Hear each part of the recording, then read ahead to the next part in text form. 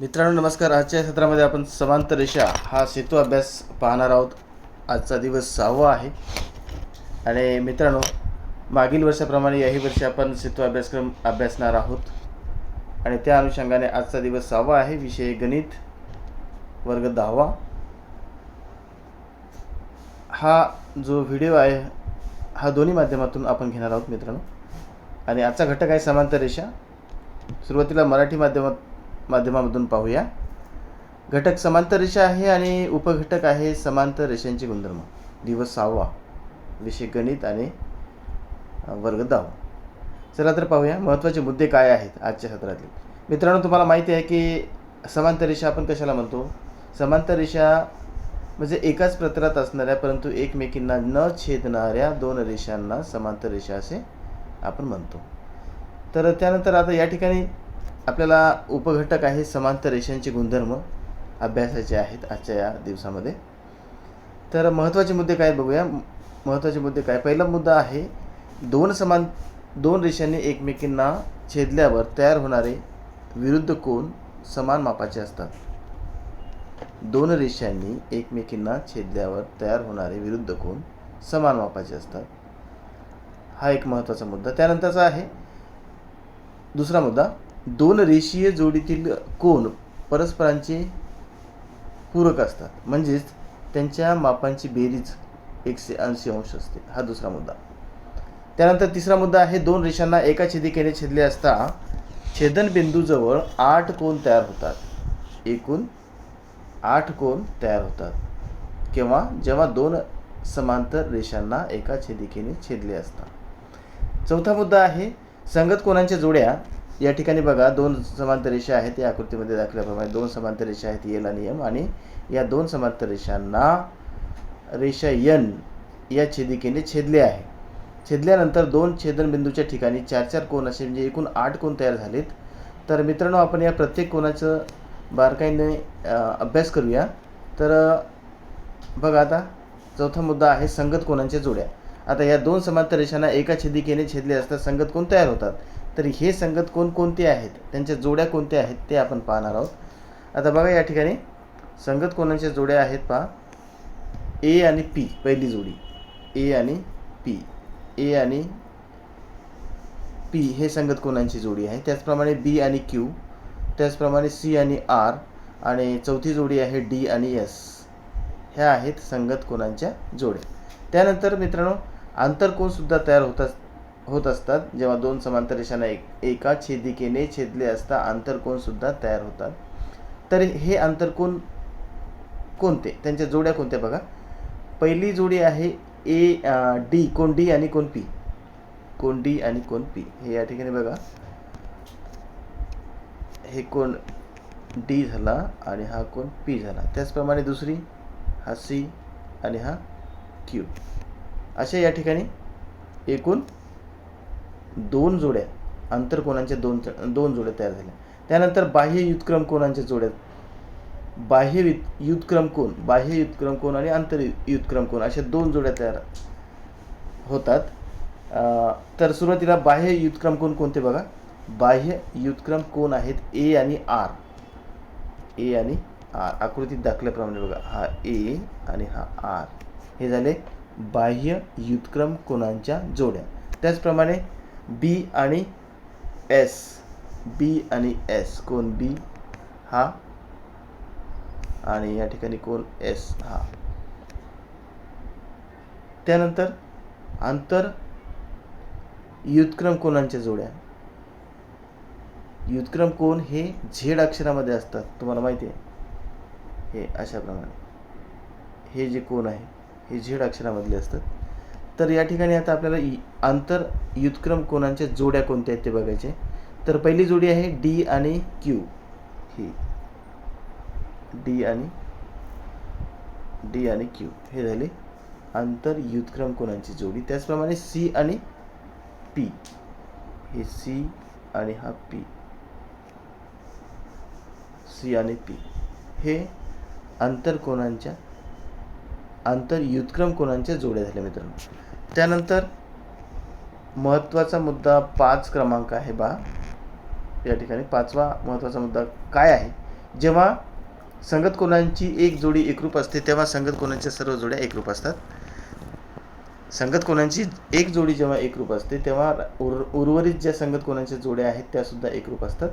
त्याचप्रमाणे 6वा मुद्दा आहे, जेव्हा युत्क्रम कोणांची एक जोडी एकरूप असते तेव्हा युत्क्रम कोणांच्या सर्व जोड्या एकरूप असतात. 7वा मुद्दा आहे, जेव्हा छेदिकेच्या एकाच बाजूच्या आंतरकोनांची बेरीज 180 होते तेव्हा आंतरकोनाच्या दुसऱ्या जोडीतील कोणाच्या मापांची बेरीजसुद्धा 180 अंशच होते. जसं या ठिकाणी बघा, हे जे आंतरकोन आहेत डी आणि पी यांच्या एका बाजूची जोडी समजा माप, त्यांच्या मापांची बेरीज जर 180 होत असेल या बाजूला, तर या बाजूला उजव्या बाजूला हे जे आंतरकोन आहेत सी आणि पी, हे सी आणि पी जे आहेत यांच्या मापांची बेरीजसुद्धा 180 अंशच असते, व्हायला पाहिजे. हे हा मुद्दा आहे. त्यानंतर जेव्हा युत्क्रम कोणांची एक जोडी एकरूप असते तेव्हा युत्क्रम कोणांच्या सर्व जोड्या एकरूप असतात. 7वा मुद्दा आहे, जेव्हा छेदिकेच्या एकाच बाजूच्या आंतरकोनाची बेरीज, हे आता आपण पाहिले, बेरीज 180 असते तेव्हा आंतरकोनांच्या दुसऱ्या जोडीतील कोणाची बेरीजही 180 अंश होते. त्यानंतर 8वा मुद्दा आहे आंतरकोनाचे प्रमेय. दोन समांतर रेषांना एका छेदिकेने छेदले असता छेदिकेच्या कोणत्याही एका बाजूला असणारे आंतरकोन एकमेकांचे पूरक असतात. आंतरकोन एकमेकांचे पूरक असतात म्हणजेच काय? पूरक कशाला म्हणतो मित्रांनो आपण? जेव्हा दोन कोणांच्या मापांची बेरीज 180 अंश असते तेव्हा ते एकमेकांचे पूरक कोण असतात. समजा एका कोणाचं माप जर 50 असेल तर दुसऱ्याचा 130 असायला पाहिजे. त्यानंतर 9वा मुद्दा बघा, मुद्दा नंबर 9, संगत कोणांचे प्रमेय. दोन समांतर रेषांना एका छेदिकेने छेदले असता तयार होणाऱ्या संगत कोणाच्या प्रत्येक जोडीतील कोणांची मापे समान असते. संगत कोण हे एकरूप असतात. संगत कोण कसे असतात? एकरूप असतात, कारण प्रत्येक जोडीतील कोणांची मापे समान असतात म्हणून. त्यानंतर मुद्दा नंबर 10, युत्क्रम कोणांचे प्रमेय.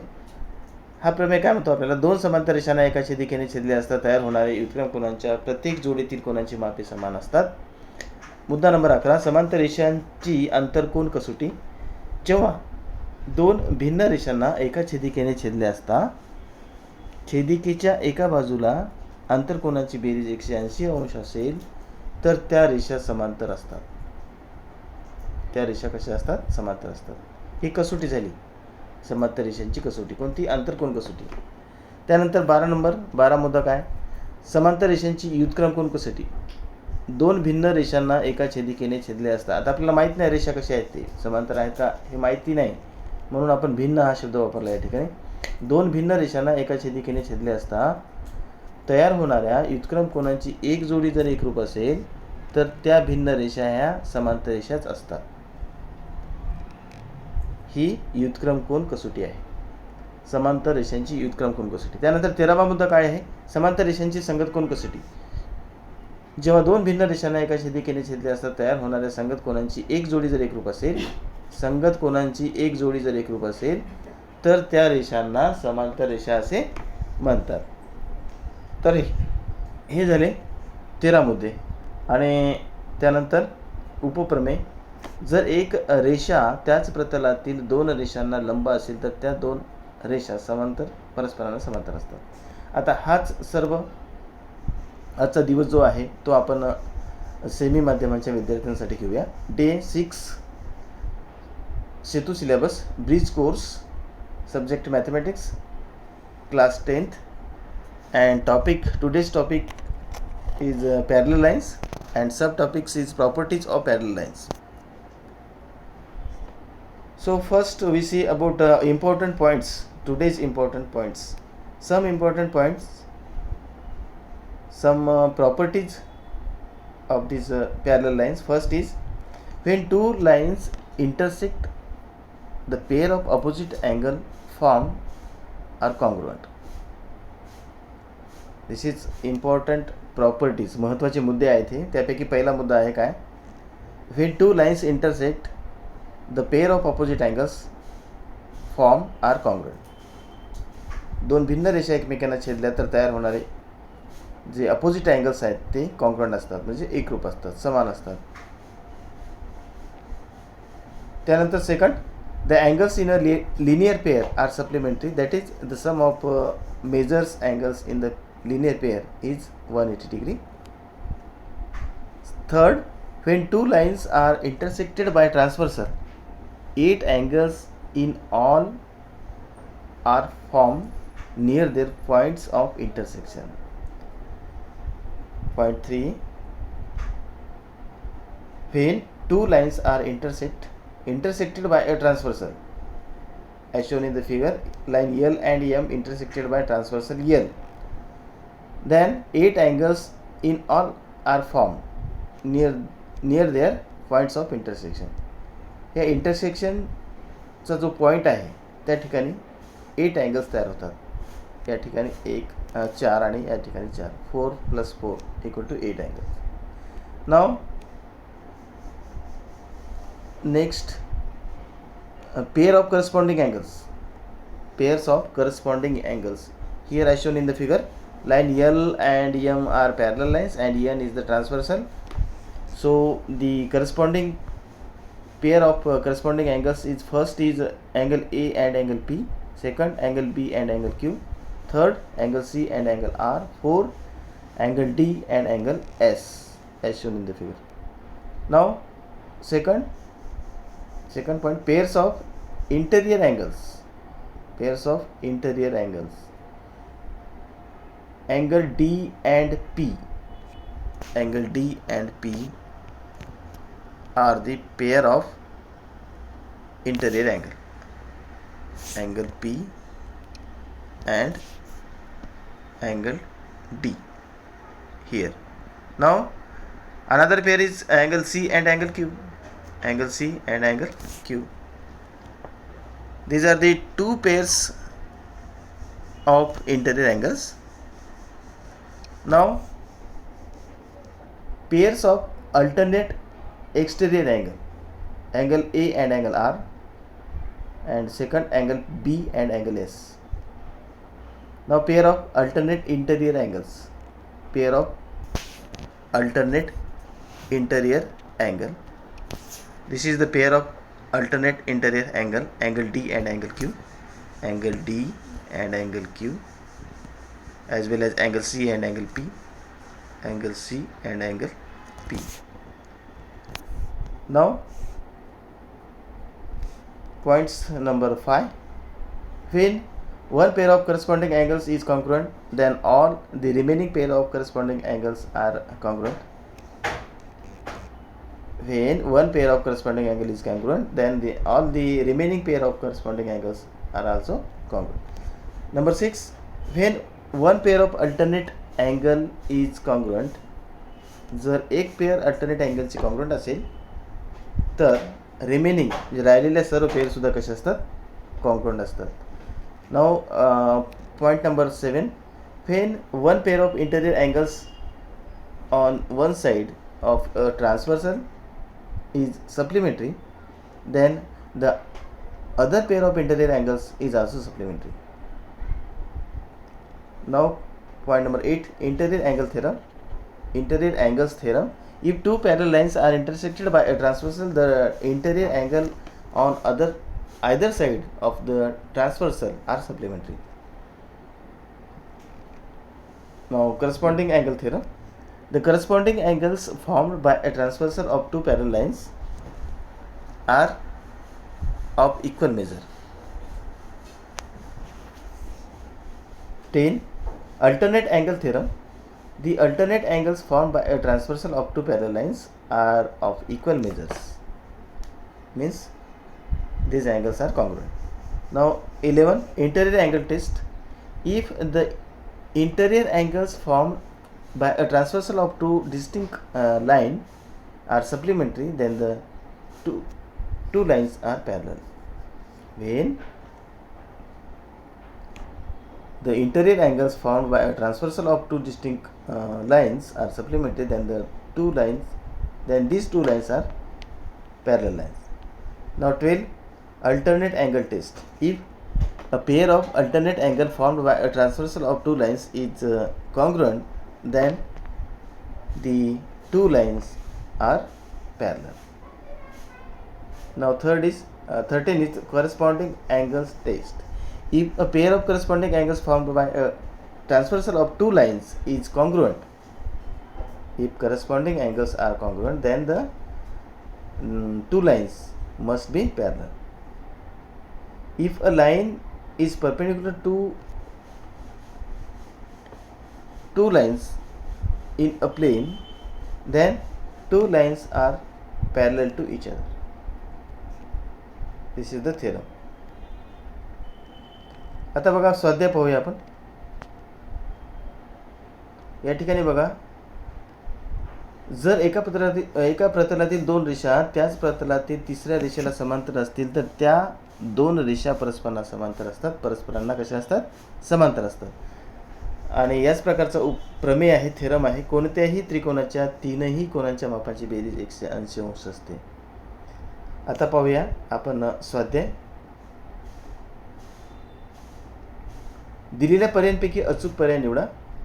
दोन समांतर रेषांना एका छेदिकेने छेदले असता तयार होणाऱ्या आंतरकोनांच्या जोडीतील एका कोनाचे माप 45 अंश असेल तर दुसऱ्या कोनाचे माप रिकामी जागा असते. ए 35, बी 45, सी 135 आणि डी 125. तर यामधून योग्य पर्याय निवडला आपण, तो आहे ए.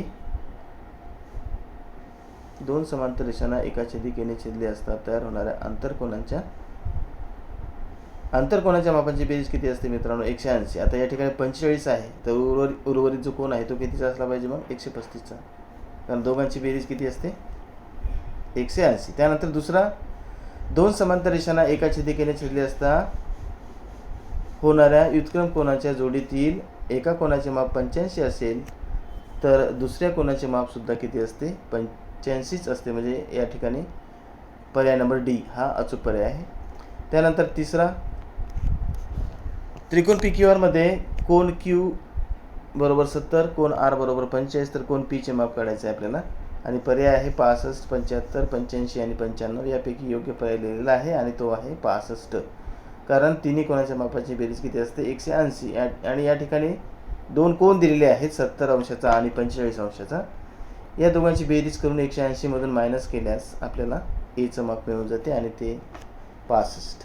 त्यानंतर चौथा, दोन रेषांना एका छेदिकेने छेदले असता तयार होणाऱ्या आंतरकोनाच्या जोडीतील एका कोनाचे माप 79 आणि दुसऱ्याचे 99 आहेत, तर त्या रेषा समांतर असतात की छेदणाऱ्या असतात की समान असतात की लंब असतात? तर या ठिकाणचं उत्तर असेल छेदणाऱ्या. कारण 180 जर मापाची बेरीज झाली असती तर आपल्याला समांतर रेषा असं म्हणता आलं असतं. त्यानंतर दुसरा प्रश्न बघूया. पुढील कृती करा. आकृतीमध्ये रेषा L समांतर रेषा M असून रेषा N ही त्याची छेदिका आहे. जर कोन D बरोबर 70 अंश, कोन G चे माप शोधायचे आपल्याला. या आकृतीचं निरीक्षण करा. या ठिकाणी दोन समांतर रेषा आहेत, L आणि M, आणि N ही छेदिका आहे. तर त्यामध्ये हे कोन तयार झालेले आहेत ABCD EFGH असे. तर या ठिकाणी कोन D आणि F हे एकरूप आहेत किंवा समान मापाचे आहेत. कारण ते काय? कारण ते व्युत्क्रम कोन आहेत म्हणून. त्यानंतर कोन Dचं माप 70 आहे, तर Fचं सुद्धा 70 असते, कारण व्युत्क्रम कोन एकरूप असतात. त्यानंतर कोन F अधिक कोन G बरोबर 180. रेषेकोनाच्या मापांची बेरीज 180. त्यानंतर कोन Gचं माप 110. 180 वजा 70. त्यानंतर दुसरी कृती काय आहे? आकृतीमध्ये दर्शविलेल्या कोनांच्या मापावरून कोन X व कोन Y यांची मापे शोधा व सिद्ध करा की रेषा L समांतर रेषा M आहे. आता बघा, या ठिकाणी कोन Xचं माप 130 असे आहे, यायलाच पाहिजे, कारण ते विरुद्ध कोन आहेत. आणि विरुद्ध कोन हे एकमेकांचे कसे असतात? एकरूप असतात. विरुद्ध कोन एकरूप असतात. म्हणून या ठिकाणी पहिल्या चौकटीमध्ये 130, दुसऱ्या चौकटीमध्ये विरुद्ध कोन, कारण Y हा 50चा विरुद्ध कोन आहे. म्हणून कोन X अधिक 50 बरोबर 130 अधिक 50. म्हणजेच या ठिकाणी कोन X अधिक 50 बरोबर 180. म्हणून रेषा L आणि M ह्या समांतर रेषा आहेत. आता हेच आपण इंग्रजीच्या म्हणजे सेमी विद्यार्थ्यांच्या माध्यमासाठी घेऊया.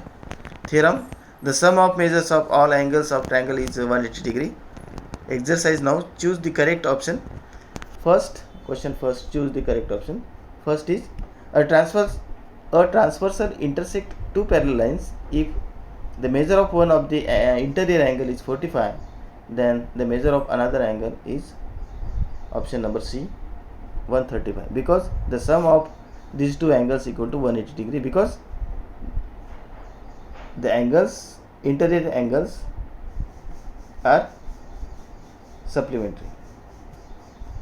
Now second, two parallel lines intersected by a transversal. If measure of one of the alternate interior angle is 85, then the measure of the other angle is also 85. Option number D. In triangle PQRQ, angle Q equal to 70, angle R equal to 45, then angle A equal to angle P equal to option number A, 65, because sum of all angles of triangles equal to 180 degree. Now question number 4, a transversal intersect two lines. If measure of pair of interior angles are 79 and 99, then two lines are intersecting. Option number B, because these two sum of these two angles is not equal to 180 degree. Therefore the lines are intersected or intersecting lines. Now question number 2, complete the following activity. In the figure, line L parallel line M, line N is transversal. Here as shown in the figure, line L and M are parallel lines and line N is the transversal. Now if angle D equal to 70, then find measure of angle G. Activity, line L parallel line M, angle D equal to angle F, because these are the alternate angle, but angle D equal to 70, therefore angle F is also 70. Angle F plus angle G equal to 180 degree, therefore angle G equal to 180 minus 70 equal to 110. Now question number 2, in a figure measure of some angles are shown. Using the measures, find the measures of angle X and angle Y. Hence show that line L parallel line M. आता ही आकृती बघा, या ठिकाणी as shown in the figure, angle X is opposite angle of angle 130 and Y is also opposite angle of 50 degree. Now solution, angle X equal to 130, because properties of opposite angle. We know that, dear student, opposite angle must be equal or congruent. Opposite angle must be congruent. Angle Y equal to 50, property of opposite angle. Angle X plus 50 equal to 130 plus 50. Therefore angle X plus 50 equal to 180. Therefore angle line L parallel line M. Properties of parallel line. म्हणून line L आणि M हे कसे आहे, parallel आहे. Question number प्रश्न क्रमांक 3, पुढील उपप्रश्न सोडवा. आता या ठिकाणी हे तुम्हाला सोडवायचं आहे वहीमध्ये, आपण काही या ठिकाणी देणार नाही. या आकृतीचं निरीक्षण करा. आकृतीमध्ये रेषा L आणि रेषा M समांतर आहेत आणि N ही त्यांची छेदिका आहे.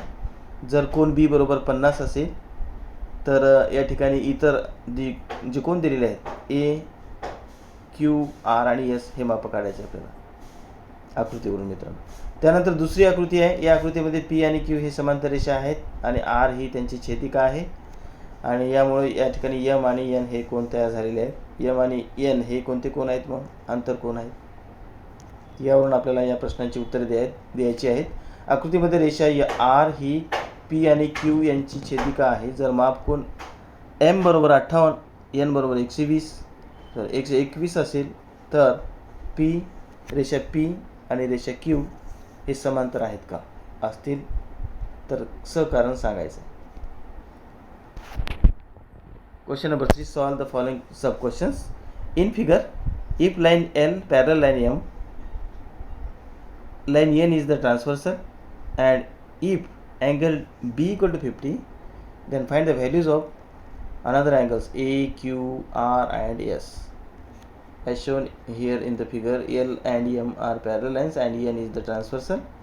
Now the angle made here ABCD PQRS,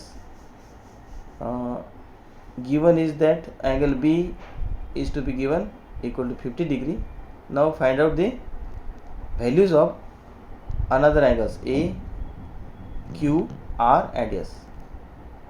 Now second, here in the figure P and Q are parallel lines and R is the transversal, and angle M and N are to be given if angle M equal to 50 and angle N is also 50. There is some mistake.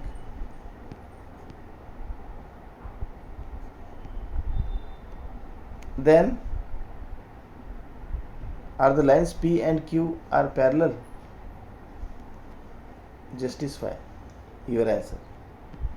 तर मित्रांनो, अशा प्रकारे आजचा आपला हा सेतू अभ्यास आजच्या दिवसाचा दिवस नंबर 6 आपण घेतलेला आहे दोन्ही माध्यमामधून. तुम्हाला हा व्हिडिओ आवडला असेल तर नक्की लाईक करा, सबस्क्राईब करा, तुमच्या मित्रांना सांगा. आणि मित्रांनो, तुम्ही शेवटपर्यंत पाहिल्याबद्दल तुमच्या मनापासून धन्यवाद. भेटूया पुढच्या सत्रामध्ये एका नवीन माहितीसह. धन्यवाद.